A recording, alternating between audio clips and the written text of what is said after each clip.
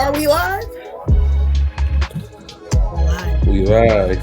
Hello and welcome So to another I feel like I episode. need a drink this episode. You said what? I feel like I need a drink this episode. I thought about that too, but then I thought about the calories and I just Yeah, I'm like shit. damn. I'm supposed to be doing 2 weeks of like no fuck ups. We're on day Why 2. just 2 weeks? Because you're supposed to, it takes 2 weeks to develop a habit, blah blah. So I'm trying to like make it 2 weeks of eating clean. We are on day 2, and baby, let me tell you. It's only day 2. I want some waffles and I want some pizza. I'm thinking you knee deep in this. You talking about day 2? No, I'm a crackhead and I just had to just go cold turkey and it's day 2 and I'm I recently just did it for like a few weeks, man. Was like eating raw spinach and chicken and shit and no salad dressing. Yeah. I mean, the shit was, yeah, I mean, it was cool for the most part. You know what I'm saying? Like I would air fry chicken breasts, make sure they were seasoned good as hell. So like if they were seasoned good as hell, I was good to go. But after a while, it was just kind of like I think we had like a real cool day here in Georgia. I was like, man, I want some chili. Yep, them comfort foods. Yeah, you know what I'm saying? Like that was it and shit. I was like Pookie on New Jack. That nigga was in there dancing in the Carter, you know, and with the bowl of chili, just like, you know. Man, that was like me being, man, I was pescatarian for till the pandemic came. And the pandemic, and you start eating wings, like I'm gonna just have some this one time. That shit ain't ended since. Now, the only thing I could say that's been good with the whole I was doing the meal plan with Pam, my wife, was we're cooking more at home. So yeah, that's the biggest thing though. Like, yeah, that's like the silver lining out of it, you know, because she was just coming in not too long ago talking about, you know, it's been hard for her, you know what I'm saying? Because it's at times I will cook me something and I will continue on cooking what she, you know, has to eat that week, you know. But I had to just tell her, like, look, at least we cooking more.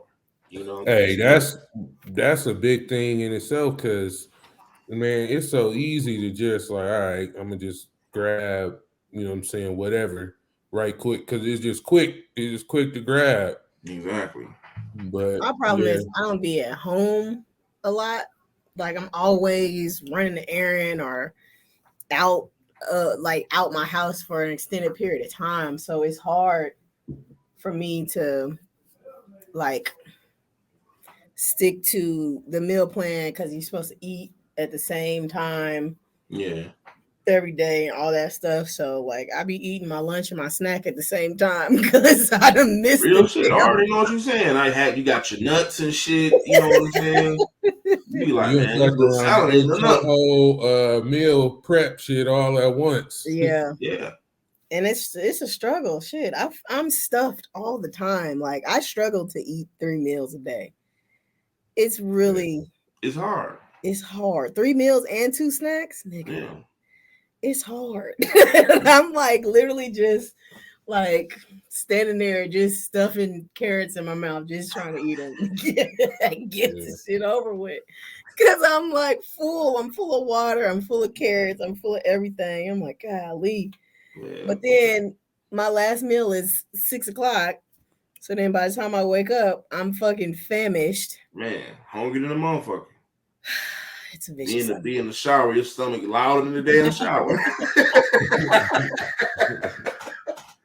Oh, shit. But you know what, B? You right about the whole picking up quick shit, because here they got a commercial, a Checkers commercial. Well, you know, back up our way is Rallies. Yeah. So these motherfuckers running a $5 meal. So you get a Rally burger, 8-piece chicken bite, fries, and a drink for $5. I'm like, what the fuck? They like this meal is for the working man. I'm like, that's for the dying man. Like nigga, $5 for all that food. I was sitting there with the scrunched up face, like that ain't right. All that for $5. Exactly, bro. They be having. That's what I'm saying. They make it so convenient for your ass to just go buy some bullshit, and it's so hard. Like it's so inconvenient. They make it inconvenient for you to get the healthy shit. Oh yeah, sure. Because I think when we first started, we spent about $300 in the grocery store, and it was nothing but healthy shit. You know what I'm saying? Like sparkling water, meat, vegetables. That was it. You know what I'm saying? And I'm just like, damn, a stove for French bread pieces, $2.30 for two. Like, God, man. Then not only that, it's like the time you got to put in. You actually have to put into that shit, like cooking that shit, cutting up them goddamn vegetables, like shit. Mine is so intense. Like I gotta measure the shit. Like 3 ounces. I'm like, nigga. Same here. Yeah, you gotta have a healthy portion of greens and vegetables, and then certain amount in regards to your protein. Mm-hmm. You measuring up everything. I'm like, how the fuck do people do this shit forever? Like they talk, this is a lifestyle. Fuck that. Who has the time to do this shit? Man, I will say once you like you said, like it take 2 weeks or whatever to make it a habit. Once you get into the flow of it, you know what I'm saying, you figure out your little like routine. I feel like it get, you know what I'm saying, easier. And then the thing that really got me was like once you start eating like healthy and then you do go back to some bullshit, your body notice that shit instantly. You feel that shit. Yeah. You feel it, boy. Because I think I forgot what I ate. It was like after a day I had just been eating raw spinach and protein just all day. Man, I must have ate something, boy. You just feel that shit just sitting at the bottom of your stomach, just heavy. Yeah, exactly. But welcome to Top Shelf Podcast, everybody. We got a little health lesson from niggas that don't know what the fuck's going on. Because listen, the scale will tell you otherwise over here. But yeah, I'm B Quarter. Oh, I'm Destiny. What up? B Bell, as always, salutations. Where did you say you can be found at last time? At a fucking dialysis center. The nearest dialysis. Oh, yeah. What the hell? Yeah. Jesus. Yeah. Any stories from the past? Any stories? I wish, boy, if in the perfect world, I wish I could we could display what B sent us in the group. No. Yeah, I told you, I like, man, I can't even share that story. Like this, it's crazy. Before you got on, I just gave Brandon the story in regards to that picture. Damn it! Right, you have to retell it later. Yeah, I'll retell it later. It's I'm laughing. But I did go to the Pusha T concert Friday. Oh yeah, you did. That shit. Is that your first time seeing him live? Period. Yeah, that was my first time seeing him live. Man, I remember I seen him live when he put out. I think it was "My Name Is My Name." Oh, the first one. Yeah. I seen him in New York. Yeah, but he a good performer. That nigga put on a show, boy. Yeah. But I tell you what, like I said, I done been to plenty concerts, but that concert was different. It was a different type of nigga in there that night. I don't know if it's a good or bad thing, nigga. Both. Because it was niggas in there like you can tell, like, you know how you got a singer and you feel like that singer is singing to you, like you feel it in your soul. Mm-hmm. Yeah. That's how it was for those niggas that was selling that took the time off from selling crack to come see Pusha T. That's what it felt like. You had niggas like literally over the bouncer, like rapping And he going back and forth with them niggas. Like he went back and forth with me a few times.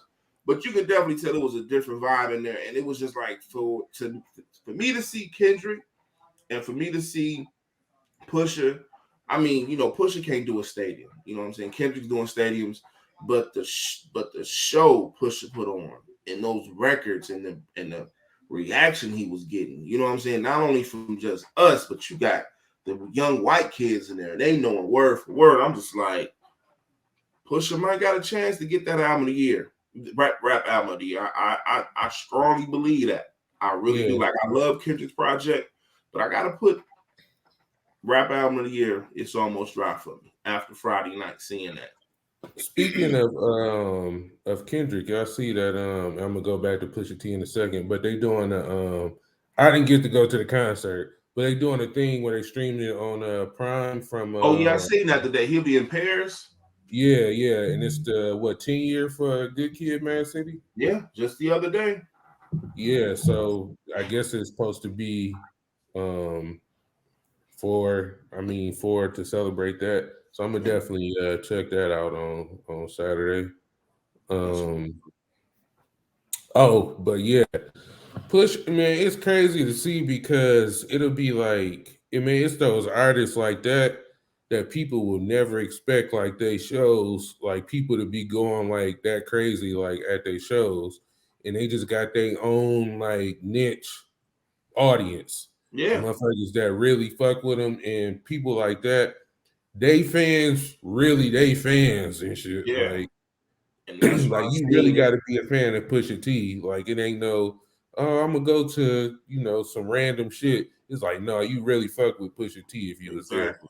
Yeah, you know, it's kind of like going to see Currency in a sense. You know what I'm saying? Oh yeah, exactly. Yeah. But it was just like it was a few niggas in there. I could tell like you sold some dope today, but you got off early.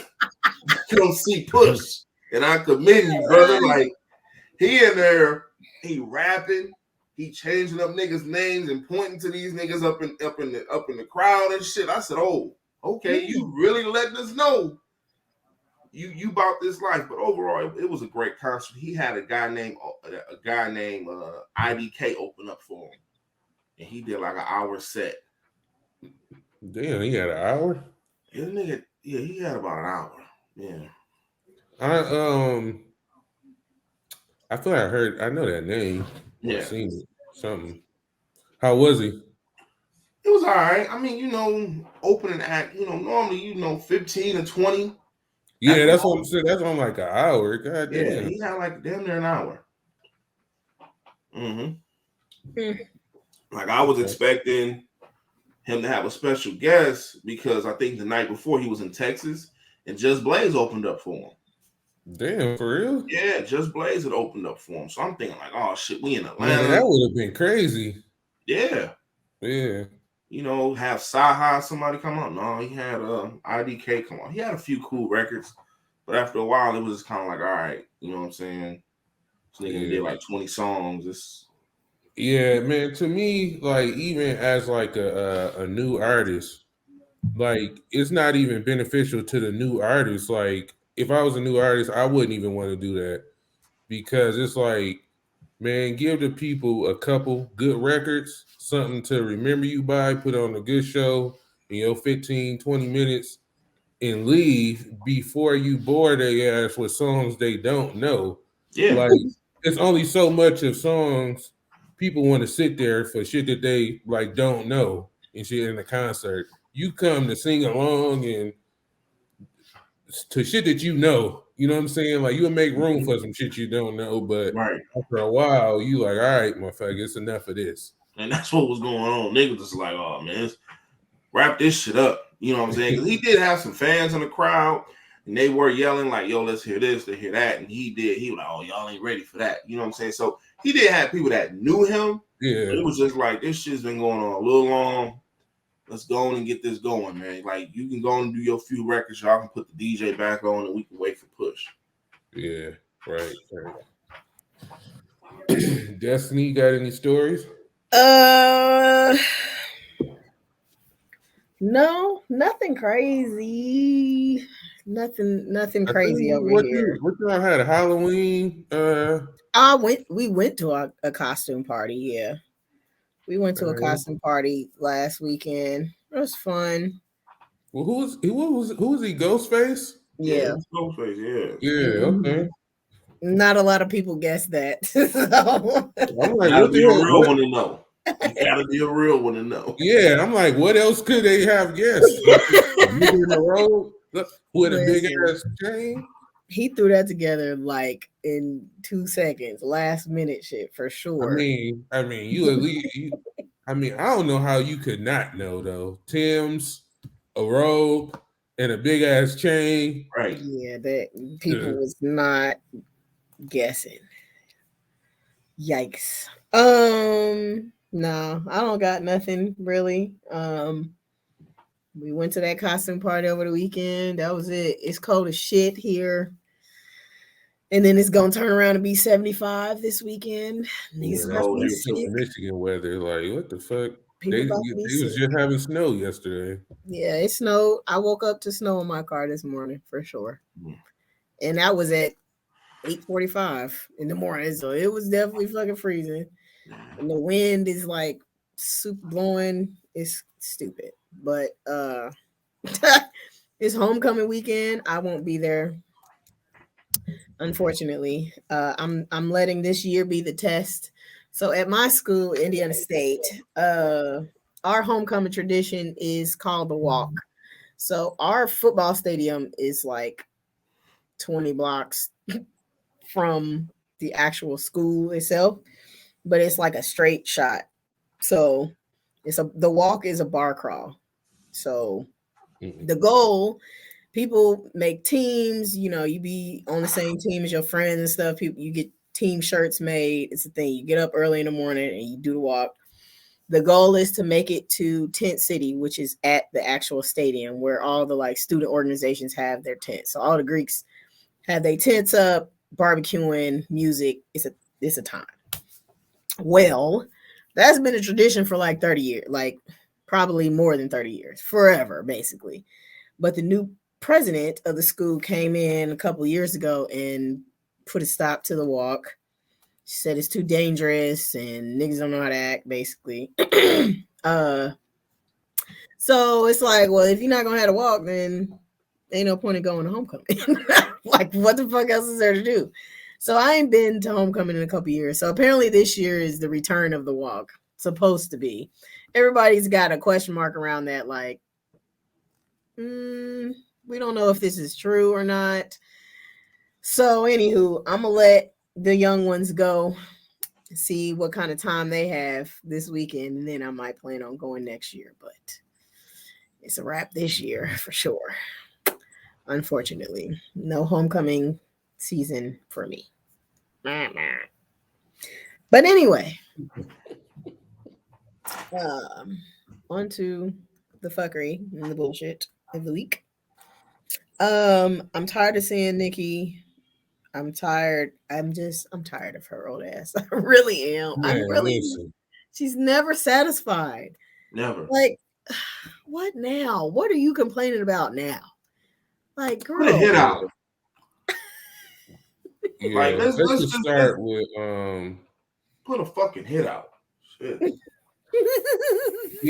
yeah. So I guess there's many angles we can attack this from, right? But I start with the whole the Latto situation, and I just feel like, man, like whether you a fan of Latto or not, like there's no way that you can't see what Nicki is doing, and it's really sad to see, like, and that's what these gaps, with the older rappers and like the newer kind of generation or whatever, that like they be feeling like the older rappers don't, embrace them, Yeah. and then in return, it's like you got people like that, like Nicki, that want somebody to like bow down to her feet, Mhm. like.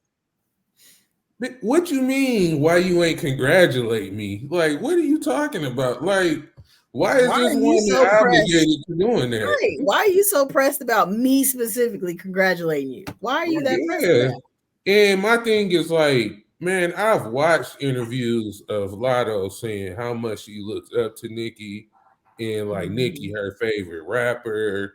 All like I don't understand Nicki's like position. Like this is a younger female rapper, trying to make her way, and she's giving you credit plenty of times as being an inspiration and everything. Like I don't understand how you can do anything but embrace her. So I don't know, man. It's just it's very weird. And I mean, like we all say, like I think she got so used to occupying that space kind of by herself or being like I mean, there were other female rappers, of course, right? But she was so far like gone ahead of them, you know what I'm Yeah, saying? way In above stardom them. and in sales and everything. She was so far ahead of them that it was almost like they didn't compete in categories with her. But now she got all these other women coming along in the category and they getting attention. So I think she just occupied that space so long. She got so used to that, and she think it's forever supposed to be that instead of embracing, the newer female rappers. Yeah, I think I totally agree with you, B. I feel like um with just her being able to just occupy, like she should have known, just looking at it from a wider scale of things, that it just wasn't going to be just her for this long amount of time. Yeah. Like when you do something great and anything you do, it's going to be some type of success. Someone successful to come behind you and do it just as good as you or even better.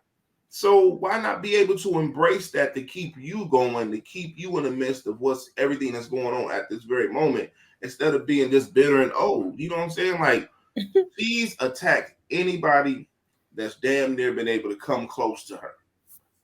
Everybody. Like it's a continuing list. You know what I'm saying? You can just keep naming all these different female rappers that has been great and it's always been something. You know what I'm saying? Like it's just not a good look. It keeps on, like I said in the last episode, it keeps this narrative going in regards of just female rappers not being able to get along.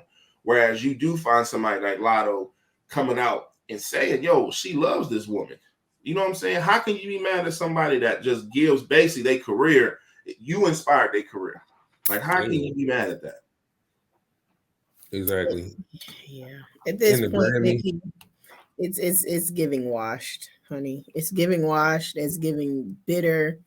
It's giving old. It's giving retire. Just go sit down, because these last few songs that you done released, they're not hitting. They're not, and it ain't nobody else's fault. It's not no damn conspiracy. It ain't the industry working against Nicki. No, they just aren't good songs, and that's okay.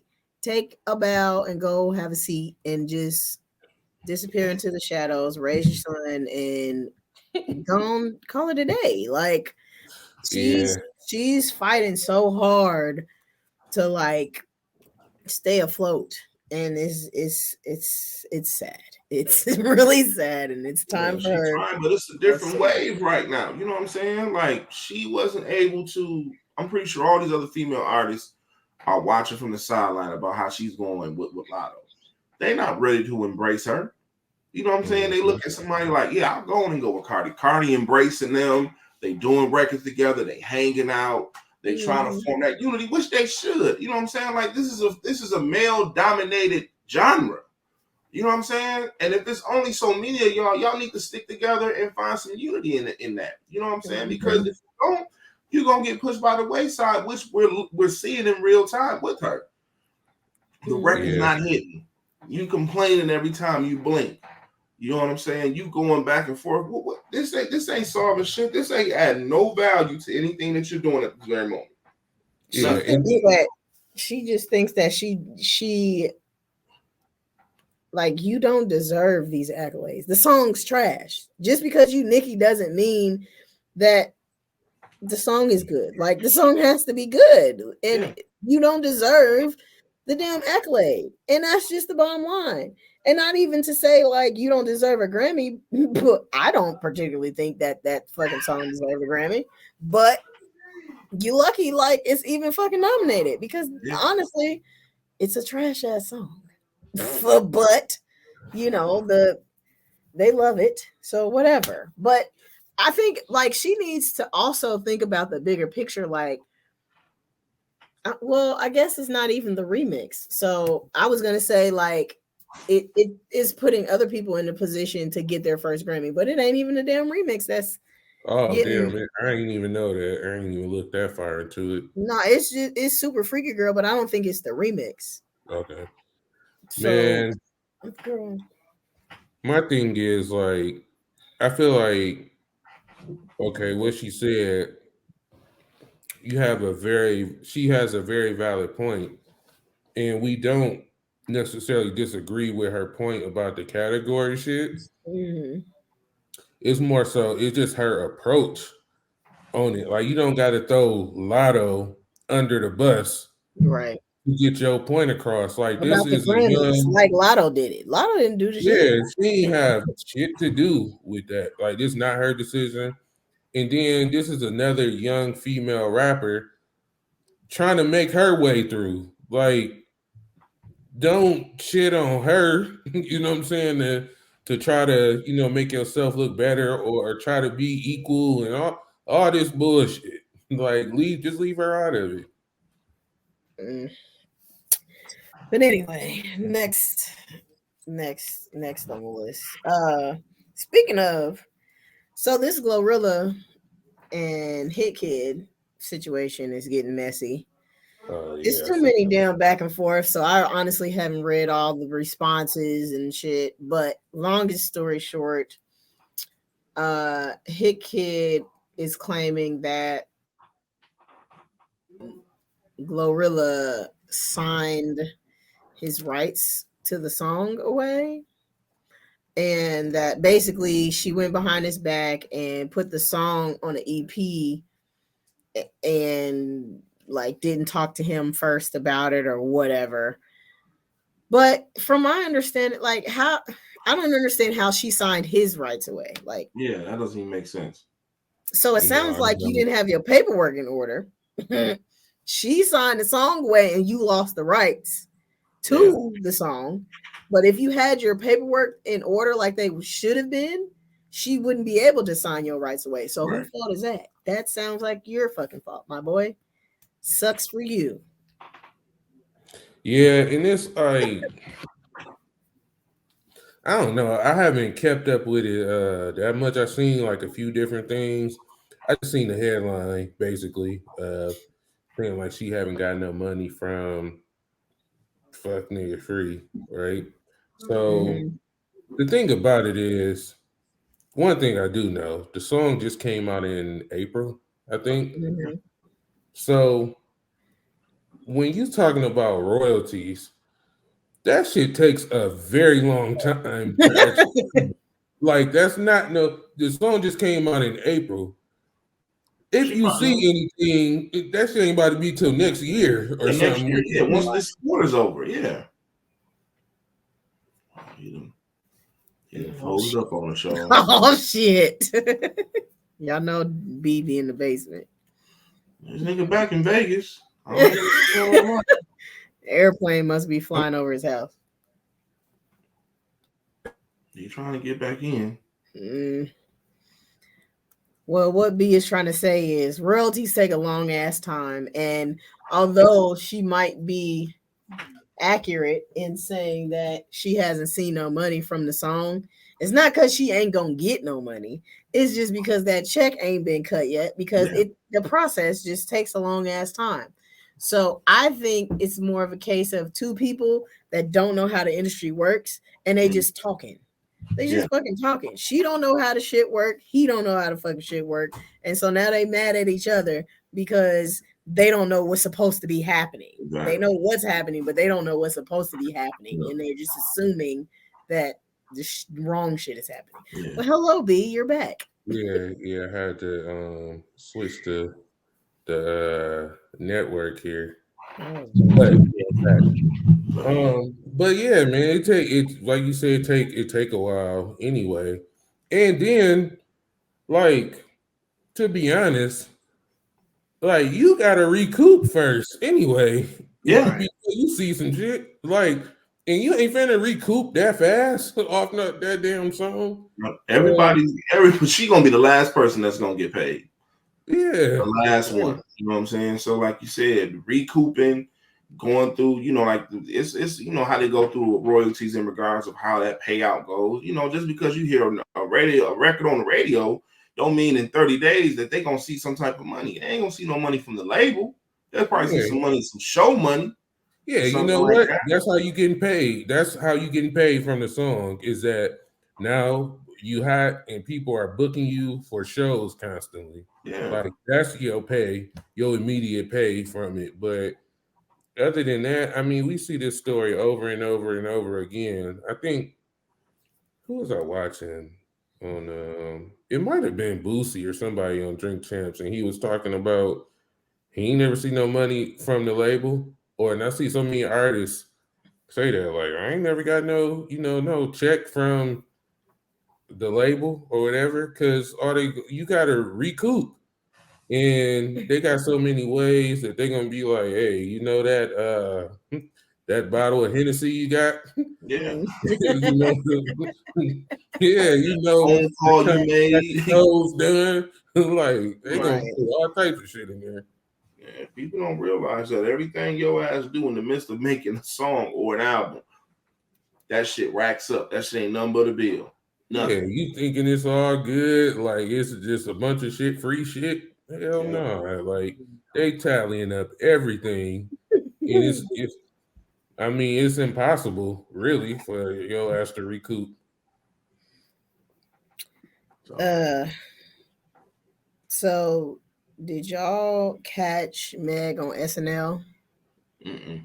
I So seen like a couple seconds of it. It kind of was a little, I don't know, man. I ain't watched the whole thing, but the second I so was a little weird. she performed she performed the song, and like she started breaking down in the middle of the song, and like you could tell she was not okay. And then after her SNL performance, um word got out that her house got broken into in LA. They took a bunch of jewelry and money and stuff from her house. They broke into her house. So now she says she's about to take a break because she's tired.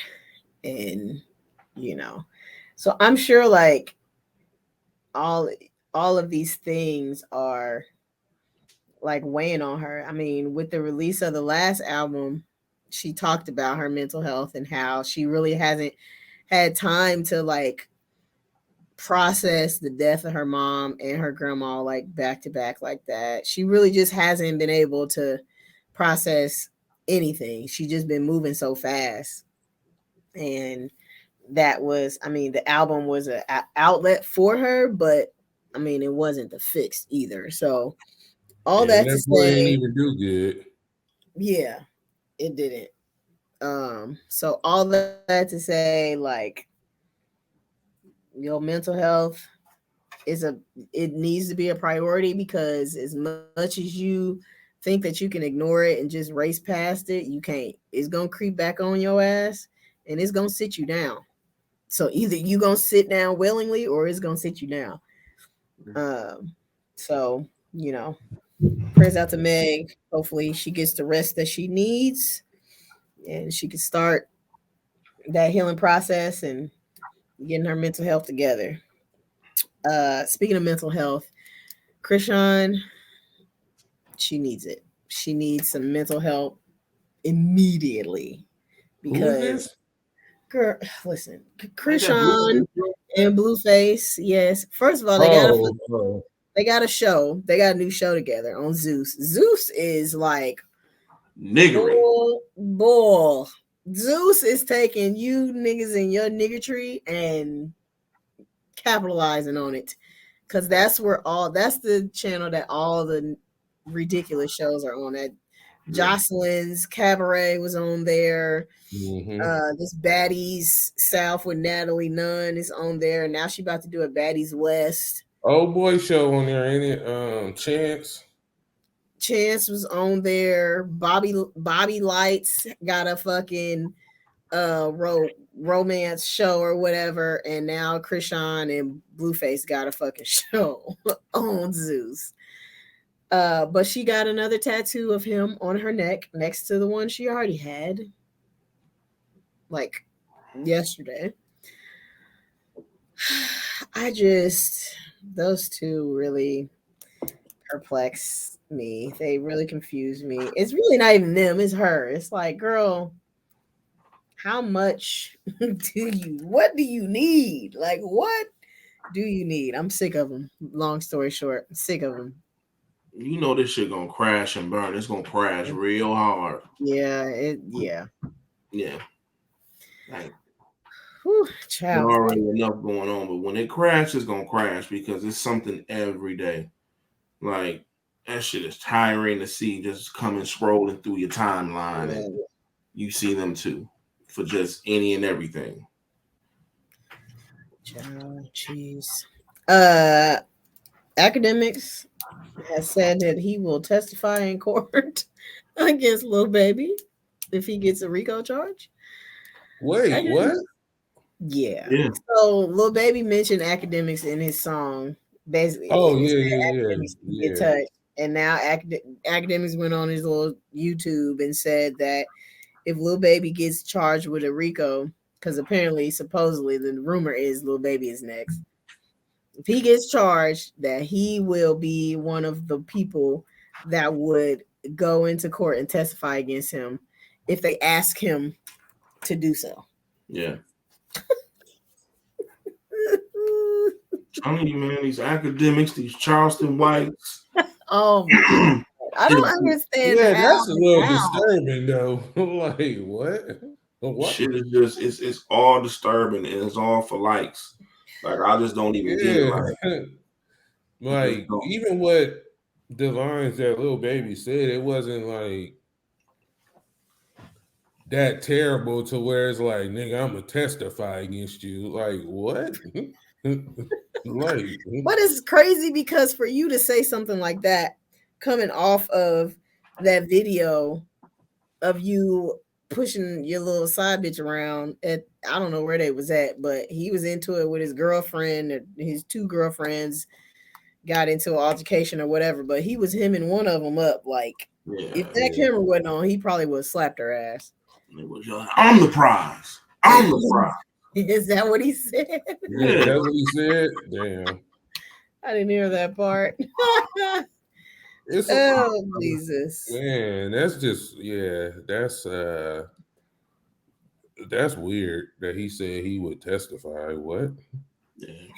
He's a clown. He just be saying shit just to fucking say it. He's a weirdo. On that same weirdo note, Kanye is continuing to cancel himself. At this point, I don't even know what he said recently. Honestly, it's just he did an interview with Cuomo. Yeah, Chris Cuomo. Yeah, I don't know what he said in the interview, but apparently he said some more crazy shit. Yeah. And he's really jumped off the fucking ledge. I did see the clip from Drink Champs that they've taken down now, but I did see the clip about him talking about in the documentary. You can see that blah blah blah. First of all, the documentary is Candace Owens' documentary. That's not credible. What? Like, nigga, you can't.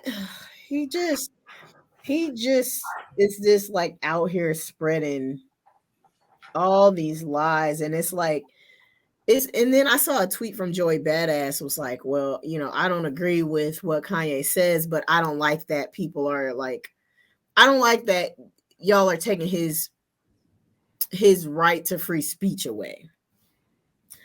But the issue lies when what you say can lead to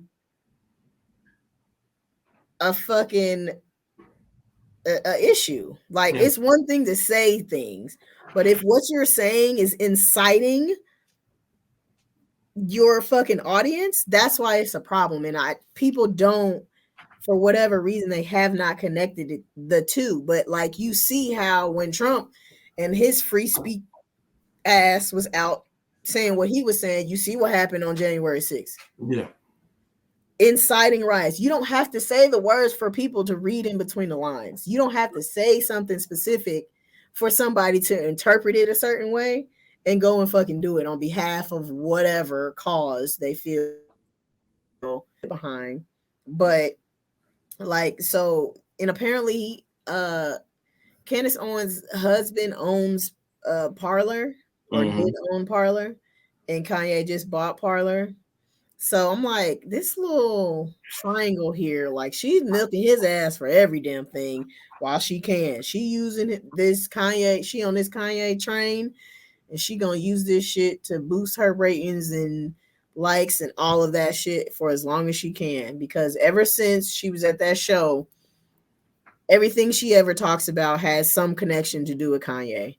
And everything he talks about it leads back to her in some fucking way. So these two niggas is then got together and is just plotting on some bullshit at this point. And I'm like, I don't care that he's a Republican. That's neither here nor there. That has zero to do with anything. But the things that he says is just fucking inflammatory and it's outrageous and it it adds to the conspiracy theorists that have been believing these conspiracies, and it's like he's not just another person. They look at him agreeing with what they think and they think, okay, Kanye believes it, so now let me go do something about it, or let me get, you know what I mean? That's the kind of mindset people have, and that's how his rhetoric is fucking dangerous. So yes, you can't be on fucking Revolt. You can't be on Revolt talking about Diddy's the feds. That's Diddy's platform. Yes, he's gonna take that shit down. Yeah, and he has the right But to do that. here's the thing with that though. They knew what the fuck was going up before it went up. Who? So Revolt? Diddy, NORE, everybody, they knew what the fuck was going up before it went up. Well, you know, So NORE just came out. Not to cut you off, B. He had a interview with Ebro, and he was like, "I didn't even watch the version that we put up." bruh, Yeah, I'm just saying. but if there's so here's the thing, he didn't say that till they okay.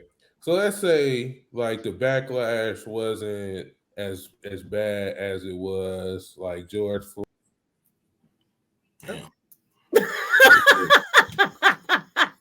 Yeah. High gods in Vegas don't like that. Right. But I agree. I totally agree with you, Des. You know, we wait till B get back on. But I mean, God damn it. There you go. God damn it. Yeah, so I'm just saying, like, if the backlash wasn't as bad as it was, I'm just like, would NORE and them have really done this? Because I just feel like, boy, you knew what was going out there. You knew what was about to be said. Like, and you was, you know what I'm saying? I feel like you was with it for your platform. You know what I'm saying? For your platform to get the attention. That was your biggest whatever interview or whatever. And you wanted to do that, you know what I'm saying? Again, which I'm not knocking you for it. You know what I'm saying? The white media outlets do that shit all the time.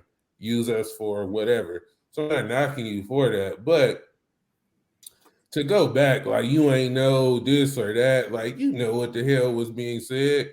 And if there were specific things in that interview that you was like, hey, I don't give a fuck how these edits go, but don't put that shit in there. Or whatever the case is, like you could have done that. Now, on the flip side of it, like I feel like because this is a 3.5 hour long thing or whatever, even with Nori, right? He did later on in the interview, like come and say, like press him a little bit harder on these topics. But because people only gonna take like, them little clips or whatever, it looked like he just was like, all right, say whatever you want to say. But there were moments in there when he did actually, especially later on, when he was like, hey, like this certain shit ain't cool. So that's what I hate about these long ass podcasts like that, because it's so easy to take like these little clips and then it just looked like something completely different. But all in all, I mean, I'm just like, no, y'all knew what the hell was going on. It's just that backlash, and you like, hey, fuck that shit. We can't have our shit ruined too, nigga. Now, so now I'm finna come out and do damage control, which I mean, hey man, do what you gotta do to save your shit for sure. And then, like, even when he was, when he did take the time to say something to him, he was good and drunk by then. You know what I'm saying? So it's like, all right, you can't be saying that. He already out of it. So to even like try to check him, you wasn't really sharp as you should have been from the beginning. Yeah. And then to even throw this into there, I feel as if Drink Champs is a black platform, along with all these other major platforms that have people come on and talk. So I just feel like everybody should be looking at what's going on and how each other is moving, and looking at what LeBron and Maverick did. Like LeBron and them, like he came on the show. Maverick had a conversation with him. Said, everything was all gonna be all good to the good. Came on the show and did this total opposite. So what they did, we ain't gonna air it, which was kind of fucked up because you had Jeezy on there, and I forgot the other young lady that was gonna be on there. But I'm pretty sure Jeezy like, shit, I got a mixtape coming out this week coming up. Mm-hmm. Being on the shop. That nigga Jeezy was like, hell yeah, I know this episode about to go crazy. Nigga, this is good press, nigga. He think he's gonna be on there with Kanye and they about to be all talking. And then for him to come there and do that shit and then they can't take it down. Like, think about that. You know what I'm saying? So it's like you see that this large platform has taken a stand by saying, yo, we just not gonna air this shit. It should have been like, yo, if they not gonna do it, then it might not be good for us to touch it either. Regardless of the fact that made me my brother, I just need to be able to steer away from that for the time being until he get his thing situated. And whenever he does, we welcome him back with open arms. Like he said, he loved Kanye, which is fine. But you see what's going on with the rhetoric that he's been pushing everywhere. What did you think that was going to be different from your platform from anybody else's platform? I mean, they knew what they was doing, man. And they just wanted those ratings and viewers and all of that, because when you think about it, like when you say like the whole LeBron show or whatever, now if they taking him off of all these different platforms or whatever, and then NORE them like, fuck it, we gonna put this up. Everybody gonna run to that shit because they want to see the only platform they can see. They want to see what the fuck everybody else taking them down for. Mm-hmm. So you knew what you were getting into before you got into it. So I don't know. I mean, and I get it. And even with even with Puff, I don't even think Puff was like had a real like problem with it, because even throughout, Kanye ass gonna go back and forth on some shit. And so his initial shit was, it was like some dissing Puff type shit, but then later on he started, back showing like appreciation for him or whatever. So I don't think Puff is a nigga that really like take offense to that, or he understands, so he just like, niggas say I ain't even really offended by the shit like that. But so I just think they really was all in it for ratings and views and all of that. But once that backlash came, it was like, oh shit, like it's getting a little deeper than we thought. But man, the shit is already out there. All the fucking clips, every fucking thing, like is already out there. So I personally think some heads rolled every vote. I don't think Puff knew. You know what I'm saying? Like Nori said, they don't edit anything, so they just went on and posted it.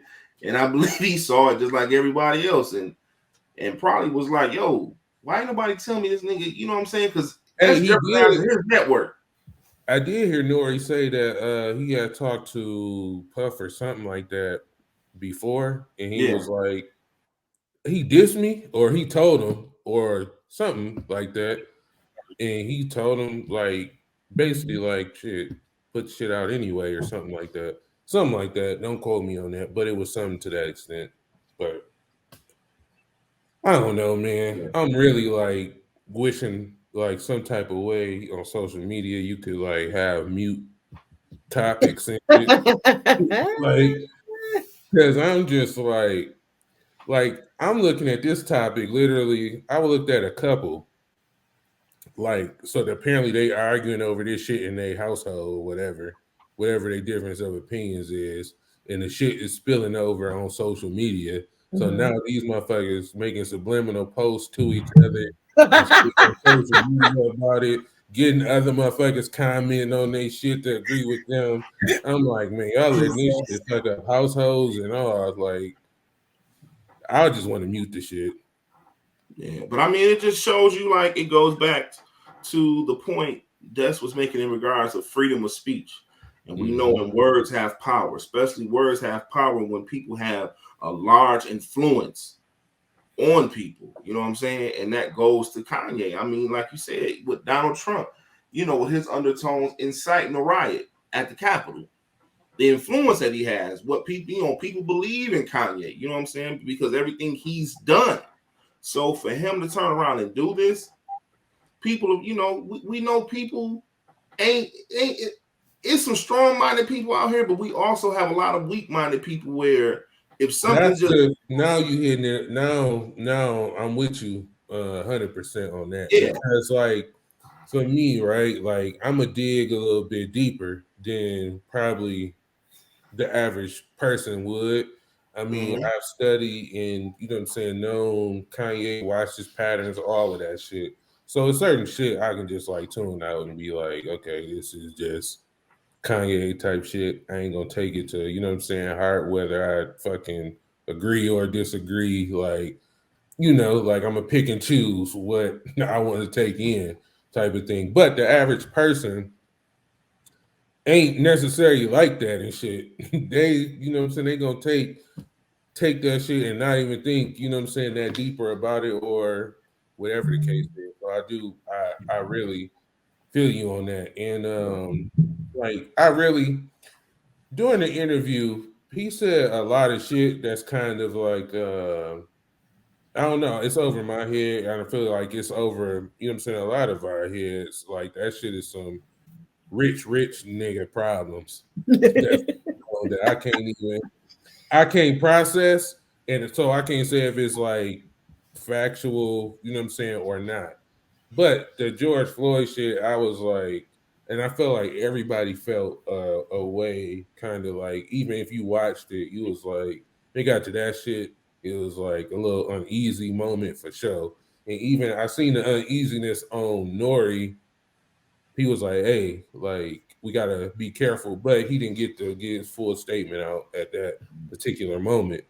But those were statements that shouldn't have been said. Like that shit should have, but I feel like they should have edited that shit out. Like all yeah, that other shit, whatever. But that shit right there, like that should have been edited out. I mean, because like, bro, that's I mean, you affecting like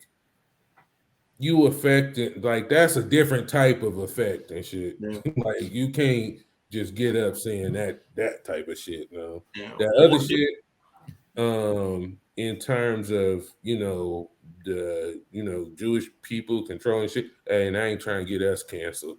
We this shit. But you But know, all of that shit, I mean, I don't know, it's probably some, you know what I'm saying, some truth there. I mean, I know there's different, tactics. It's motherfuckers control the media. I know yeah, we know that.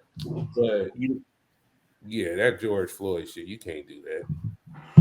and you know, Dan was about to say, with that being said about what he said. Now the daughter of George Floyd is now suing him for $250 million. I seen Yeah, that. she should. So fucking pants off. yeah, he's about to be in the same boat as Alex Jones. I don't know if y'all follow Alex Jones, but you know the whole Sandy Hook and him saying it was conspiracy theory. Now they just had a ruling with him. I believe he got to pay almost close to $1 billion to the family because of all the misinformation and rhetoric that he was spewing out on his talk show, saying that the shit was a conspiracy theory. It was fake. You know what I'm saying?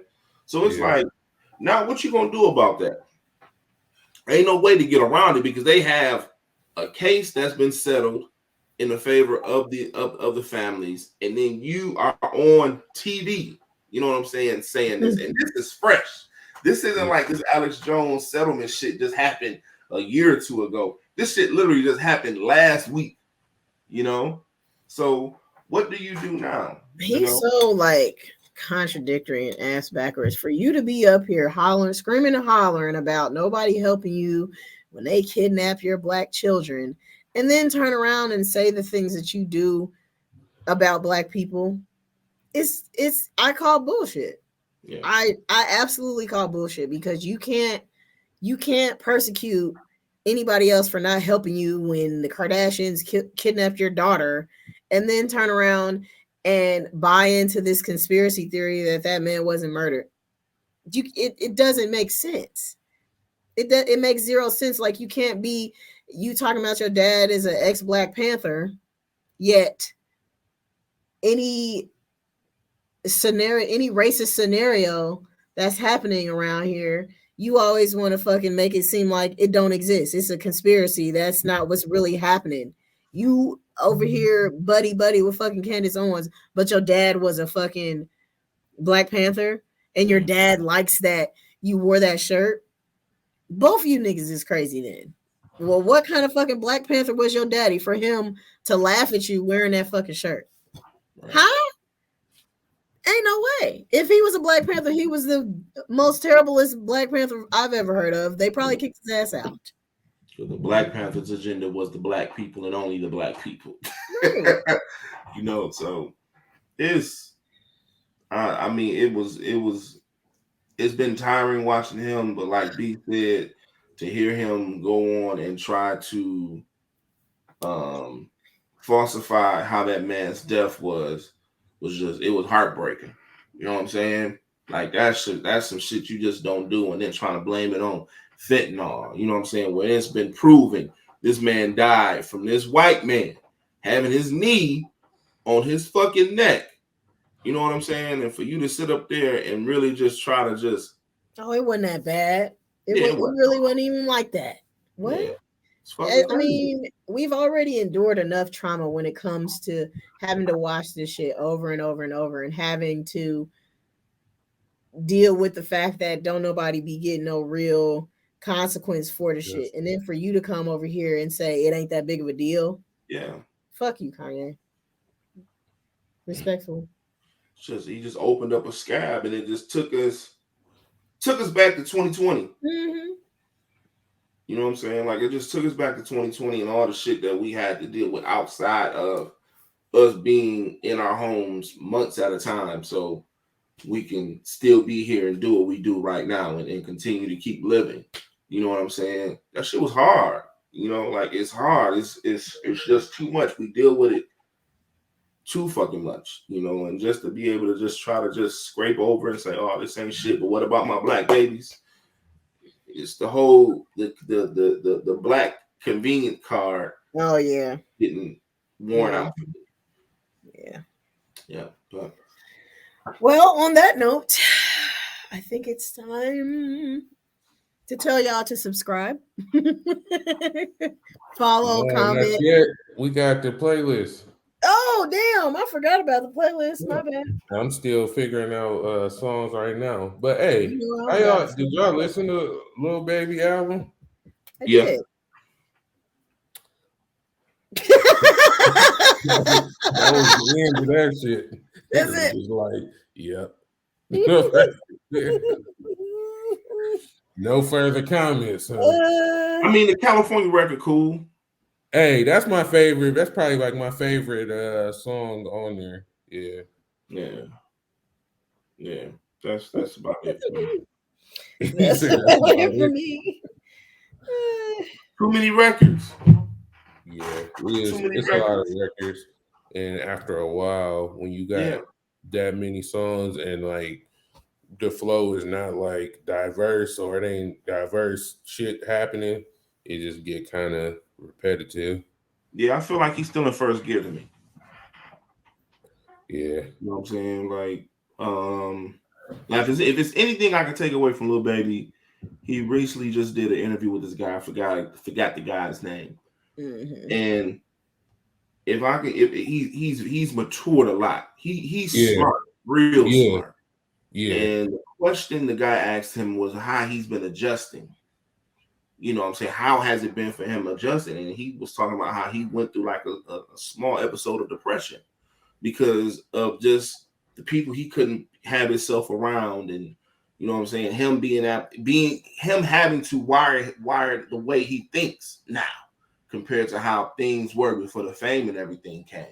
You know what I'm saying? So to sit there and watch him just be able to break that shit down, and you can definitely tell like he's put a whole lot of time and effort into knowing like, you know, the things that I used to do, I can't do no more because this shit, you know, I'm feeding myself, not only myself, but my family and families, you know, it's a lot, you know.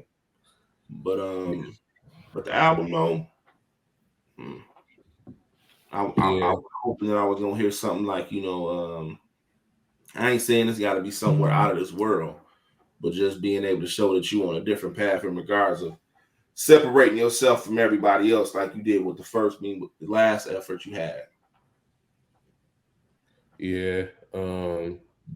Same man. I've been watching his interviews. I watched him on Breakfast Club. Angie Martinez. Some other dude, probably the same one you talking about. But that was my first time ever seeing his podcast. Mm-hmm. Uh, but yeah, and the maturity level, I really like him as a person. Yeah. I think he a good.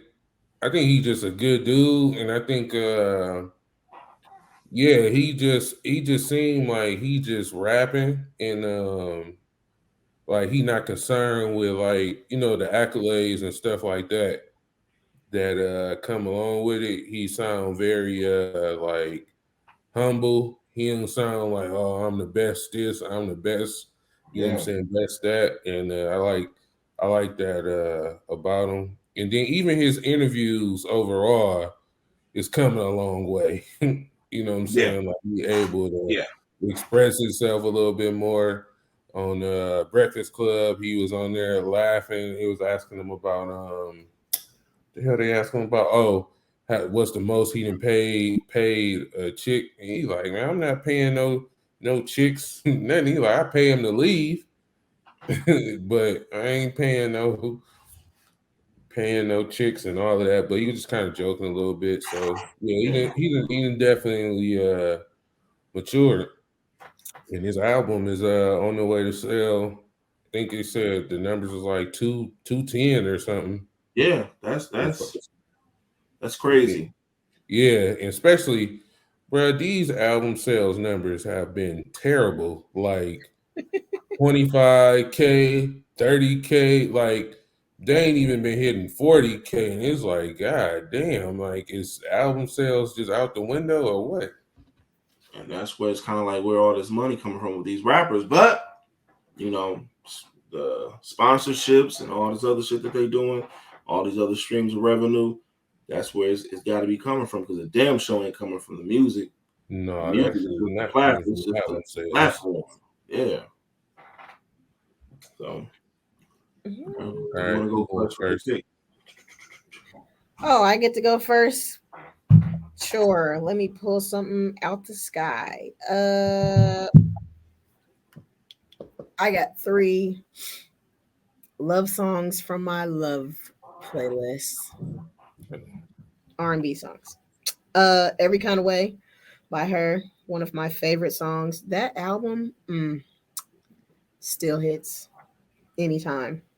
Um, And then we're gonna go with a little "Get to You Again" by Mac Ayres. I like him. He's cool. And then we're also going to do a throwback. "All My Life" by Casey and JoJo. Oh shit. Okay. That's Wasn't expecting that. Yeah, right. Exactly. Oh shit. I'll go. First record is "Look Me in My Eyes" by Scarface, off the last of the Dying Breed album. This one's a classic for any Outkast Coke fans. In Due Time, Outkast featuring CeeLo. And you got the last record, Believe's Black Thought featuring MF Doom. Black Thought got a project with Danger Mouse. That's pretty dope. So those are my three. I did put the Lil Baby California Breeze song on here. I'm sure I put Kendrick Silent Hill on some on here before, but been playing that lately. And randomly, the Nipsey and Khaled record came up the other day, and I was like, damn, I forgot about this song. So the Nipsey Higher song. Yeah. I just this just popped up saying Cardi is back in court for over misappropriating likeness on cover art of 2016 Gangsta Bitch Music Volume 1 mixtape. oh my God.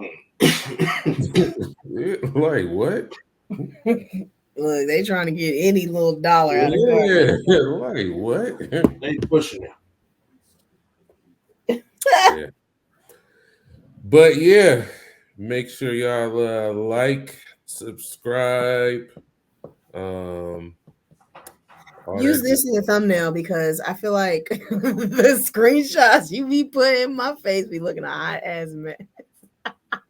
Wow. I be having the worst facial expressions on the. I be trying to like, cause I be trying to take like a couple that I don't know. And then it always like we can't all get on the same page at once. We all need to, at the end. We just need to be like, okay, 1, 2, 3. Right, exactly. But yeah, like, subscribe, share, all that good stuff. TopShelf podcast, get the playlist on Apple Music, Spotify, Tidal, all that good stuff. But any last words? Nope, I got nothing. Make sure y'all go out and vote, please. Yeah, please. Especially if we, for the people that's here in Georgia that watch our show, I'm pretty sure you see on the news, me doing commercial breaks, doing the YouTube ads, doing the radio, the circus we got going on. We can't let her Walker get in here. Oh God, no! I know we going over time, but did y'all like see a clip of the debate from Friday? Yeah, I didn't see it. Yeah, I ain't seen it. So he was at one time talking about he was part of the FBI and he was part of Cobb County Police. Mm-hmm. Records have shown this nigga has never done any type of police work, none whatsoever. So Raphael Warnock, which the guys he's running against, brought it up in the debate. This nigga Herschel Walker went into his sports jacket and pulled out a badge. And he pulled a badge. I'm like, why are you talking?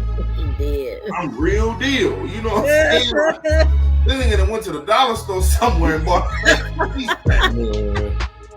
man, y'all just make sure, man, wherever y'all are, you know what I'm saying? People see what's going on right now. Our democracy is being tested, not to make this shit political and everything, but it's a lot of shit that we second guess ourselves about in regards of what we should be appreciative of, and people are trying to take it. So man, just make sure y'all go out and vote.